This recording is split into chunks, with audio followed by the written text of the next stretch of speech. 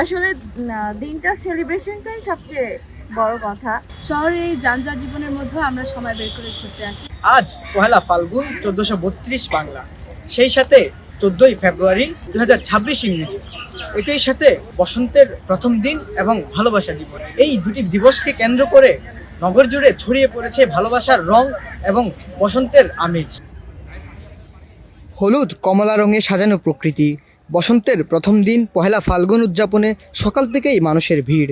রঙিন শাড়ি, পাঞ্জাবি আর ফুলের সাজে আনন্দ ভাগ করে নিচ্ছেন তরুণ তরুণীরা। পহেলা ফাল্গুন আর ভালোবাসা দিবস, দুটি দিবসই যেন রং আর অনুভূতির একসাথে চলার গল্প।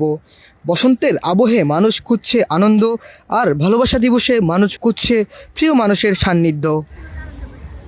দিনের আলো থেকে সন্ধ্যা, শহর জুড়ে উৎসবের আমেজ ছড়িয়ে পড়ে। ব্যস্ত নগর জীবনের মাঝেও এই আয়োজন এনে দিচ্ছে স্বস্তির মুহূর্ত।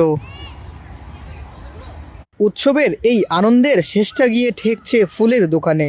পহেলা ফাল্গুন ও ভালোবাসা দিবস সামনে রেখে ব্যস্ত সময় পার করছেন ফুল বিক্রেতারা। লাল গোলাপের চাহিদা সবচেয়ে বেশি, পাশাপাশি গাঁদা, রজনীগন্ধা আর বিভিন্ন ফুলের তোড়াও বিক্রি হচ্ছে।